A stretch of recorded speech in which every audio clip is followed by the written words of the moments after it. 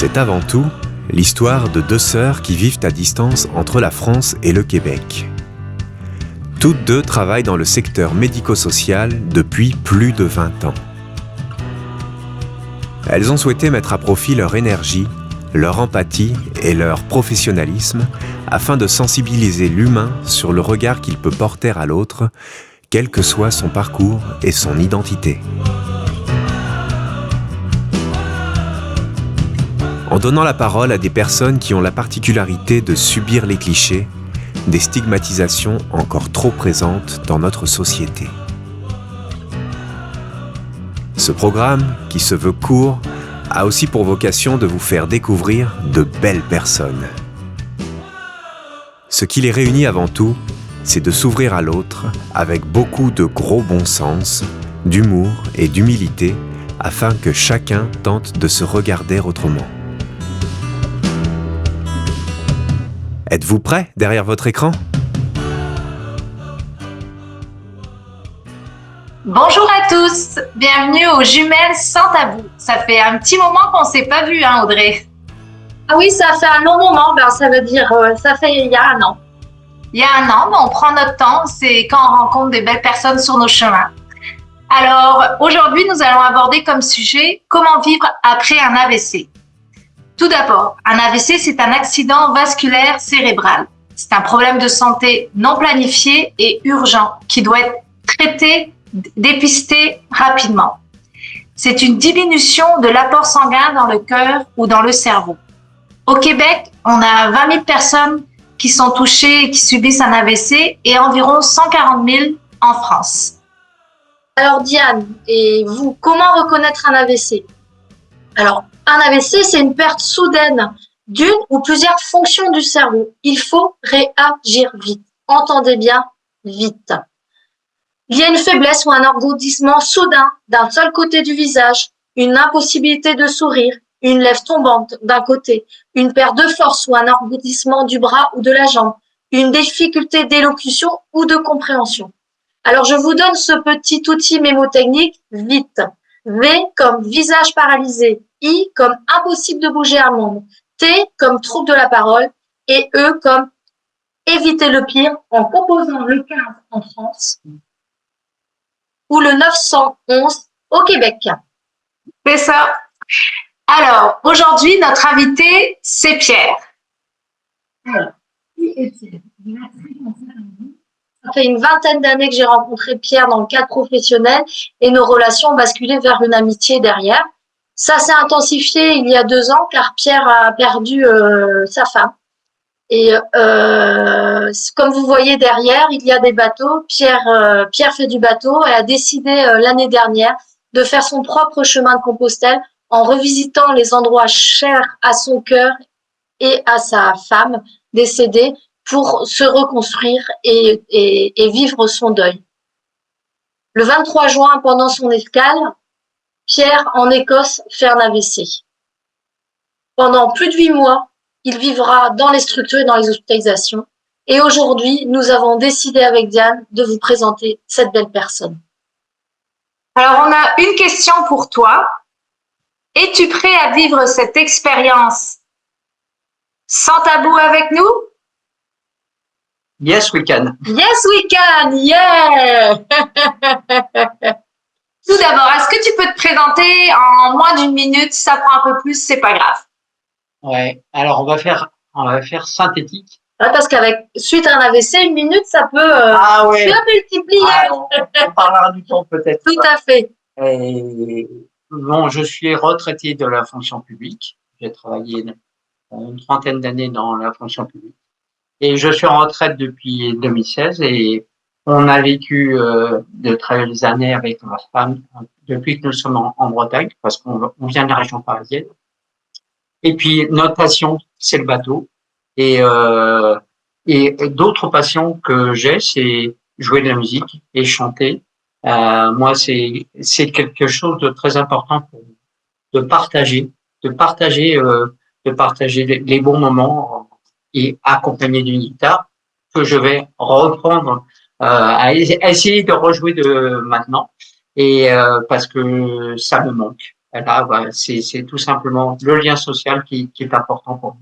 Voilà, c'est un court, une courte présentation.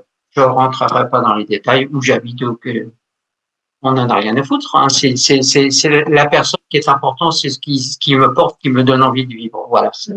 Voilà. Alors Pierre, je vais démarrer. Si tu avais un mot ou une image à donner à l'AVC, à l'accident que tu as vécu, qui te vient spontanément. C'était pourquoi ça m'est arrivé. C'était très surprenant parce que ça m'est arrivé. On était en bateau, on allait partir et j'ai perdu l'équilibre. Je me suis écroulé tout d'un coup et je me demandais ce qui m'arrivait. Voilà, j'ai réalisé assez rapidement parce que j'ai pas perdu conscience. Mais oui, c'est le pourquoi. Pourquoi ça nous vient, ça nous tombe dessus. C'est injuste. J'étais plutôt en bonne forme, en bonne santé. Je réalisais mon voyage, j'étais très bien. Et ces sentiments d'injustice, voilà. C'est ça qui m'a le plus marqué au départ. Voilà. Et puis après, ça m'a travaillé, mais j'ai cheminé là sur ce point. Voilà ce que je peux dire sur le pourquoi. C'est pour ça que tu es avec nous, parce qu'on sait que le chemin que tu fais.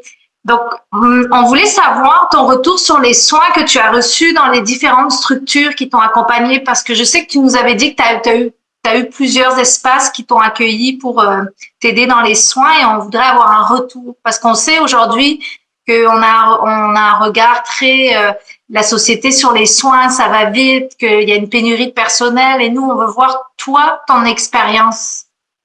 Alors, j'ai fréquenté 3 établissements. L'hôpital de Fort William en Écosse. Là, j'y suis resté une quinzaine de jours. Dans une chambre, on était 6 patients, séparés par un rideau. Mais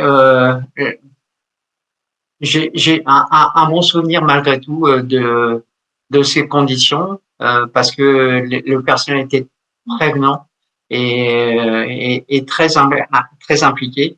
Malgré que je ne parlais pas écossais, parce que c'est l'anglais évolutif, et la communication a été pas facile. Donc ça, c'était la première étape, et c'était l'étape la plus difficile pour moi, parce que j'étais au fond du trou. Je n'avais de cesse que les premiers jours de vouloir rejoindre ma femme, et mon fils s'est arrivé, et j'ai passé cette étape de l'acceptation de ma situation en me disant mais ça ne peut qu'évoluer, ça ne peut que s'améliorer. Et là, j'ai été transféré à l'hôpital de Landerneau, une première étape où j'ai été très bien pris en charge. J'y suis resté une quinzaine de jours encore, et j'ai eu mes premières séances de kiné, d'orthophoniste, parce que je ne parlais pas. Je ne parlais que très peu. Ça a été ça avait laissé un impact sur ma parole. Et le travail que j'ai mené ensuite à Roscoff, 3e établissement, à partir du 23 juillet, c'était juste un mois après mon accident, il a porté ses fruits, parce que j'étais tout de suite pris en charge, mais pleinement et intensément par les soignants. Mais et là, j'ai l'impression de revivre. J'avais passé le stade de l'acceptation, et j'ai passé le stade de la temporalité, de vivre dans le temps présent, parce qu'on ne sait pas, ni médecin ni patient, quand. On a la réponse à quand j'irai mieux, quand je marcherai, quand je pourrai utiliser mes mains et mes bras et quand je reparlerai aussi, parce que le travail avec l'orthophoniste, c'était super. Enfin, au même titre qu'avec les kinés, tous les soignants, j'englobe le mot soignant, c'est l'ensemble du personnel de l'établissement. Et c'est pas que des gens en blouse blanche, c'est des gens des services techniques qui sont proches des gens. Et j'aurais ce souvenir superbe, parce que ce que je note, c'est que les gens le mot prendre soin, ça a un sens pour l'ensemble du personnel. Et les gens disent bonjour à tous les patients quand ils les croisent dans les couloirs. Et ça, c'est rassurant. Le sentiment d'être bien pris en charge. Voilà, ça nous a permis d'avancer. Ça nous a permis de remarcher, de retrouver sa dignité, parce que au fond d'un lit, qu'on peut pas bouger, on mesure la notion de dépendance, et c'est ça qui est terrible. On peut pas faire, on peut pas faire soi-même. On a besoin des autres, et heureusement qu'ils sont là, parce qu'ils nous permettent de retrouver notre autonomie. Et quand 1 mois et demi après, j'étais à Roscoff, 1 mois et demi après, je me levais, je m'habillais tout seul. J'ai retrouvé ma pleine autonomie, enfin, motrice de base, et là c'était une victoire pour moi. Mais en ce sens, j'ai été bien aidé par l'ensemble des soignants, mais l'ensemble des soignants, c'est aussi le personnel administratif, tout le personnel d'établissement. Ils sont dans cette culture-là, et ça c'est important dans le soin qu'on reçoit, d'avoir ces relations avec les gens qui sont attentifs à notre confort, parce que par moment, oui, effectivement, on a une baisse de morale, on peut être agressif, ça m'est arrivé d'avoir des tensions, mais c'était envers moi, et puis ça ressortissait sur le personnel. Mais il faut accepter ça, et on avance, parce qu'on est stimulé en permanence par l'ensemble des soignants. Et c'est ça qui est vraiment super. Si je peux rajouter quelque chose pour les personnes qui suivent le programme, c'est quand Pierre nous parle de Roscoff, en fait, c'est un centre de rééducation. Voilà. Justement, à ta sortie du centre de rééducation, on est quand même sur une temporalité où tu vas être 8 mois dans ces centres, ouais. Hein, entre tes séjours à l'hôpital. C'est quoi ton quotidien aujourd'hui, Pierre? Alors, mon quotidien. Je peux déjà vous dire que son quotidien, il est vraiment la réalité, c'est que Pierre sort de chez le kiné. On commence par juste une demi-heure avant. Donc là, c'est vraiment la réalité, déjà, si je peux me permettre de. Mon quotidien, quand je suis rentré seul à la maison, c'est important. Ça a été très difficile les 2 premiers mois, parce que physiquement et mentalement, je devais faire un certain nombre d'efforts, et c'était épuisant physiquement et mentalement. Et après, petit à petit, la fluidité est revenue. Le travail au quotidien, je fais toujours de l'autokiné chaque matin et chaque soir, et le travail avec la kiné ici. Et ça m'a permis de retrouver mon autonomie.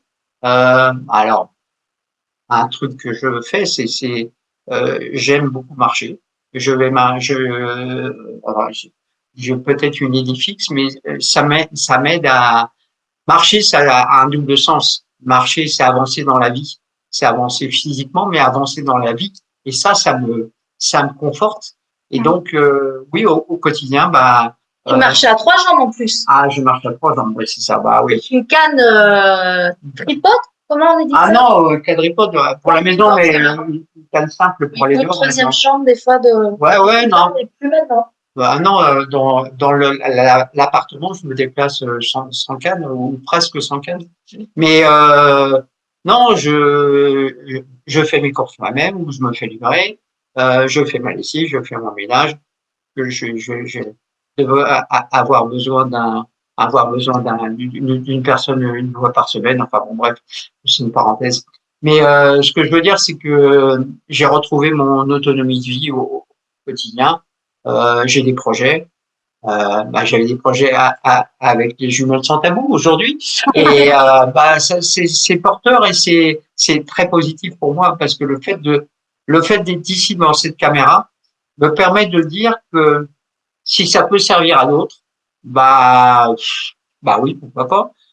Si ça sert qu'à une personne, pourquoi pas. Ça leur a permis d'aider, quoi. Et oui, je reprends ma vie sociale. Je vais, à défaut de jouer de la guitare, je suis inscrit à une chorale. voilà, je retrouve ce lien social des gens que je vais revoir, que je connais déjà, mais ça m'est très important de retrouver ce lien social avec la société. Il ne faut pas, alors, une chose auquel je tiens, auquel je suis vigilant, euh, je suis attentif à mes voisins immédiats. Souvent, je leur dis, vous me dites si je déconne, hein, si je suis je fais des attitudes de vieux con, et j'ai envie de que les gens me considèrent comme une personne comme j'étais avant, et ils me rassurent et ils me disent oui, bah je te rassure, t'es toujours aussi con, donc Tu n'es pas AVC, tu es Pierre. ouais, c'est ça, c'est exactement ça. C'est exactement ça. Voilà la personnalité. Puis je vais repasser le permis de conduire bientôt. Donc là, l'autonomie, c'est ça, c'est ça des petits combats au quotidien. Je vais vous donner un exemple très concret. Pour me laver les mains, là, donc j'ai Voilà. ma main gauche qui, bah, j'ai pris de la main gauche. Avant, j'avais deux mains gauches. Maintenant, j'en ai plus qu'une. Là, on peut dire que tu parles de ta mécanique du corps un petit peu. Oui, c'est ça qu'on voulait savoir, Pierre, parce que là, tu as fait la rééducation à l'interne, là, c'est à l'externe. Toi-même aussi, toi aussi, tu donnes une routine d'exercice. Comment tu te réappropries? Parce que là, il y a eu un impact sur ton corps et tout le côté moteur à tout reprendre. Comment tu te réappropries ton corps, ta mécanique? Bah, c'est au quotidien. C'est noter des petits progrès. Je vais citer un exemple. Faire des efforts pour faire travailler le bras droit. Là, j'ai eu une petite victoire ces derniers jours. Je peux mettre mes deux mains sous le robinet pour me laver les mains. Parce que avant, je n'arrivais pas à tendre mon bras droit. Et là, maintenant, je me lave les mains ensemble, comme en une personne normale, entre guillemets, parce que la normalité. Mais bon, et donc ça, c'est pour moi une petite victoire. Et c'est attentif à son corps et sentir les choses. Je marche de plus en plus au quotidien. Et ça, c'est aussi un signe qui me fait à dire tiens, tu progresses. Il y a une petite victoire. Alors, si tu veux, enfin. Tu as démarré à 4 000 pas, par exemple. Maintenant, l'autre jour, tu m'as dit que tu as 13 000 pas, quoi. Ouais, c'est ça. Ta journée, quoi. Bon, mais ça me fait du bien. Mais ça me fait du bien au corps et à la tête. Hein. C'est important. C'est important, je dirais, d'avoir une dépense physique. Mais peu importe le nombre de pas qu'on fait, c'est important, c'est de se dire, allez, il faut que je fasse ça. Et pour avancer dans tous les sens du terme, ça peut pas être forcément la marche, ça peut être d'autres choses aussi, des choses mentales, prendre un bouquin, lire haute voix. Moi, je lis, je suis le conseil de mon orthophoniste qui me dit tu lis à voix haute et ça entretient ma parole, ma fluidité dans le langage. Donc ça c'est des petits trucs qu'on découvre. On apprend à connaître son corps. Voilà, c'est ça. Et on apprend à percevoir des petites évolutions. Il faut être patient. Là, c'est la patience qui donne.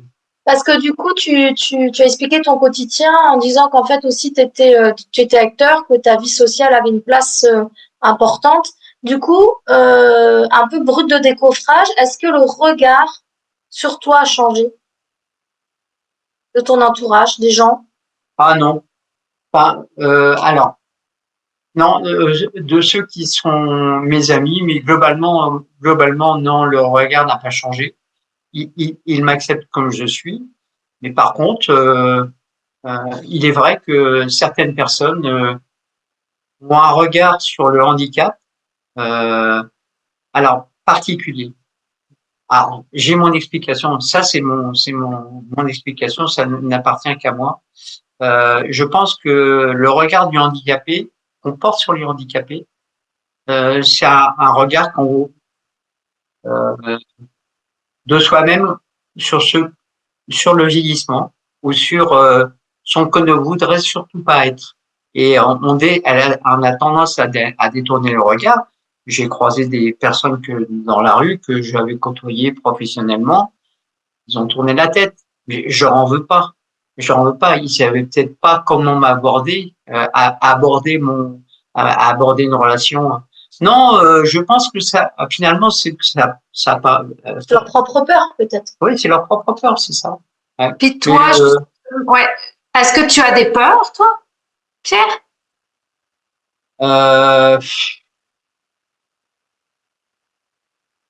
Non, j'ai pas de peur parce que pas de peur particulière parce que je suis de nature assez sociable, donc je vais naturellement vers les gens. J'aime bien discuter avec les gens, j'aime bien rencontrer, découvrir des gens qui peuvent m'apporter des choses et j'ai envie de m'enrichir, de continuer à m'enrichir dans la relation aux autres et ça me suffit. Et puis ça me conforte dans mon statut entre guillemets. Le statut, c'est quoi? Dans ma position physique, dans l'environnement social. Non, ça me perturbe pas plus que ça. Simplement, je sais que je peux compter sur mes amis. Et puis ils sont toujours bienveillants avec moi. Et voilà, j'ai pas de crainte non par rapport à ça, par rapport à mes relations sociales. Voilà. Bien et moi, on t'a choisi. Là, je suis un peu émue parce que tu as une capacité de résilience extraordinaire et c'est très inspirant. Alors, c'est pas des larmes de tristesse, hein, les jumelles à vous aussi, elles vivent des émotions. Et du coup, en fait, c'est sûr, c'est une rencontre que tu as. La gueule, c'est un peu brutal de vous le dire comme ça, mais d'où te vient cette force, Pierre? Parce que vraiment, elle inspire, elle va peut-être guider quelqu'un, aider une personne. Alors, je vais dire, je pense à mon épouse.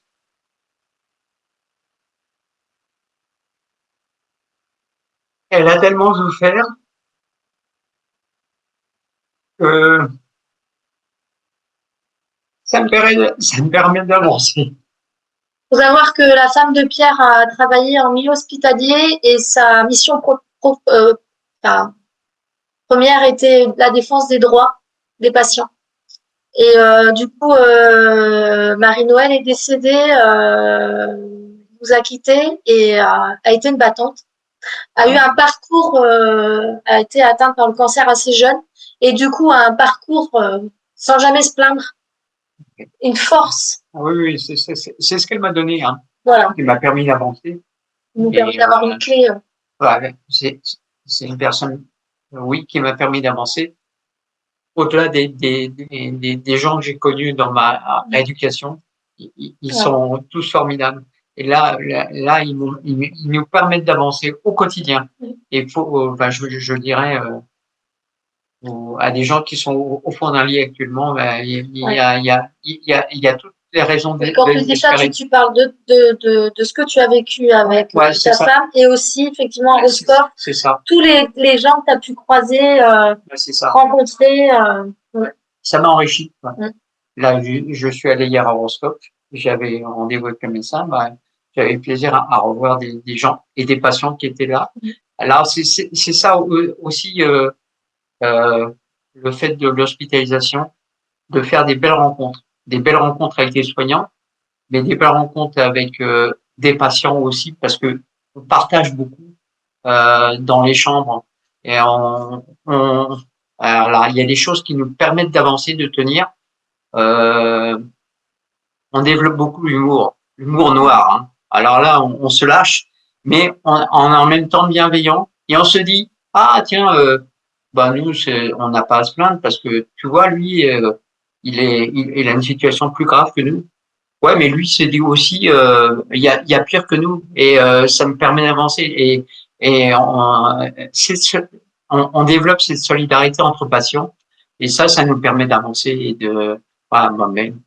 Il y a des jours où on n'a pas envie, mais globalement la plupart du temps c'est une énergie qui est global entre patients et soignants et qui nous permet d'avancer et de partager ça. Et là, oui, c'est quand j'étais à Roscoff, le médecin m'a dit un jour, bon, il faudra peut-être que vous pensiez à faire un week-end pour retourner chez vous. Et là, j'ai réalisé que oui, alors, je vais revenir dans le monde réel. Et là, puisqu'elle veut, je suis bien là. Hein, j'ai mes petites habitudes. Enfin, ma zone de confort. Je sors dans ma zone de confort. Il faut admettre ça. Le passage vers la sortie à la maison, c'est une étape importante, hein, surtout quand on est seul.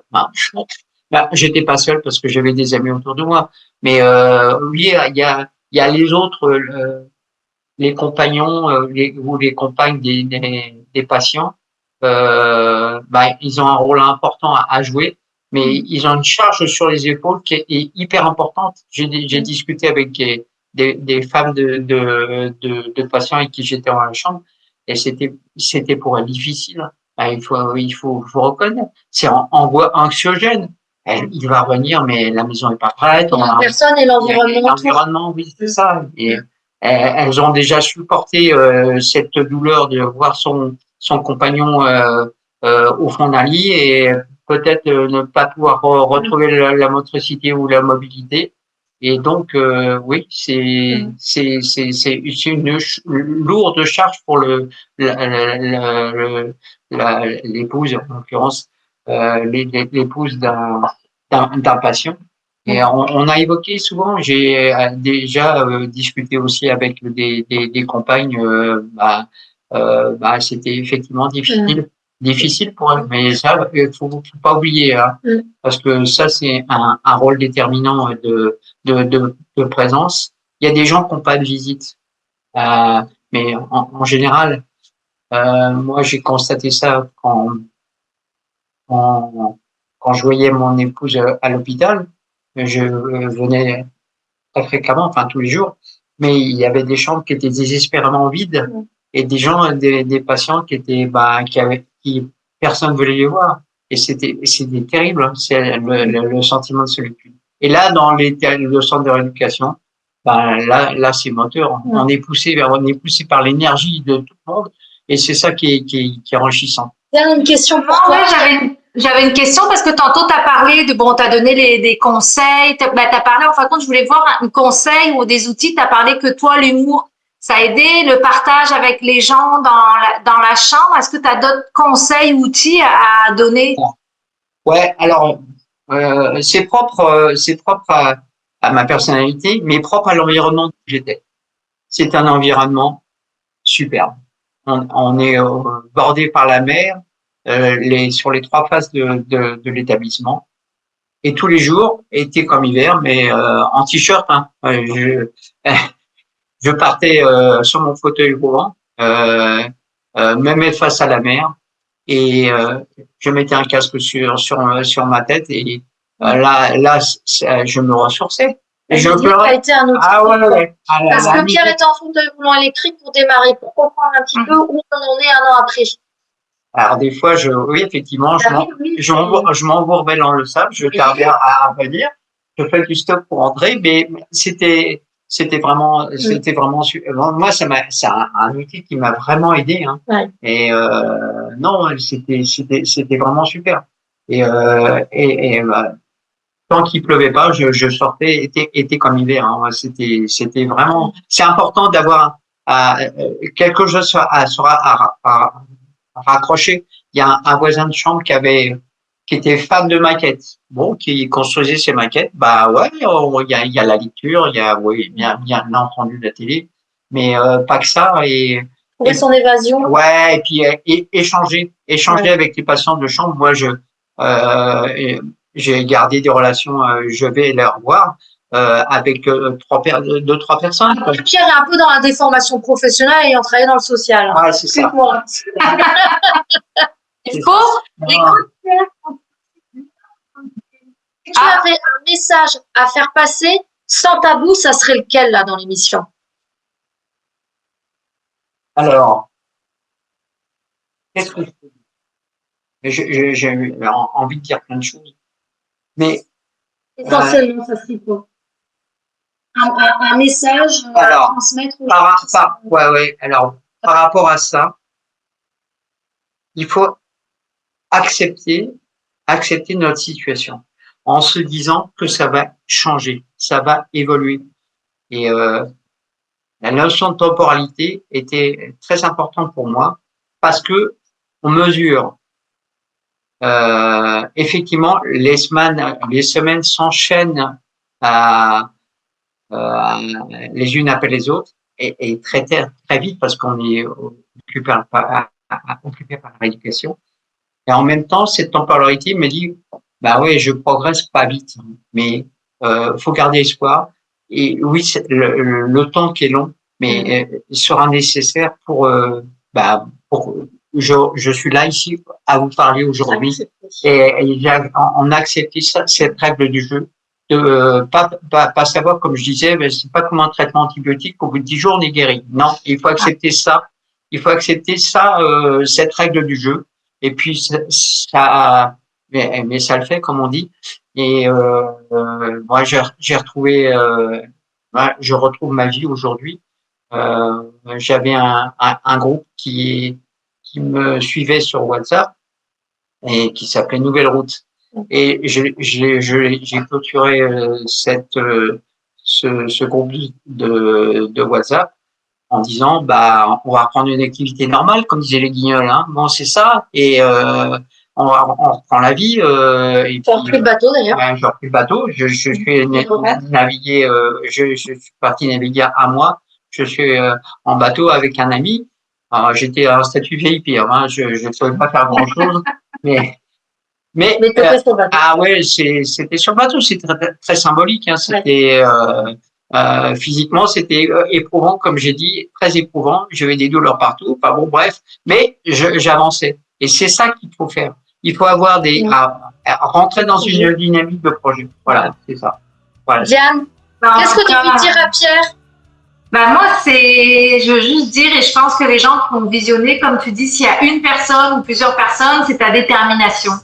Donc, c'est sûr que ça passe par une gamme d'émotions, et puis c'est normal aussi qu'il y a un échange avec une connexion d'émotions qui se fait. C'est pour ça aussi que quand on rencontre des gens, on n'a pas le cœur froid, on a le cœur qu'il faut se laisser aller. Mais en tout cas, moi, je te dis merci, Pierre. Merci pour cet échange. Merci à vous de m'avoir permis de parler. J'avais envie de le faire quand Rotter m'en a parlé. Je dis oui tout de suite. Oui, il y a les autres qu'on peut peut-être aider. C'est ça qui Et on va justement, avant que Diane va conclure notre émission d'aujourd'hui, il y a quelque chose, c'est que exceptionnellement, enfin voilà, on le fait en accord avec Pierre. Les gens qui souhaitent communiquer avec Pierre par écrit peuvent nous contacter via les Jumelles Sans Tabou, par messagerie privée, et on vous donnera les coordonnées de Pierre. Voilà. Donc, en tout cas, merci Pierre. On se retrouve bientôt pour une prochaine Jumelles Sans Tabou, mais on va laisser les choses aller. Comme dans l'habitude, si tu veux critiquer, il n'y a pas de problème, mais n'utilise pas la méchanceté. On vous dit, prenez soin de vous et à très bientôt. Merci Pierre. Merci beaucoup. Allez, bye bye. Bye bye. Bye bye.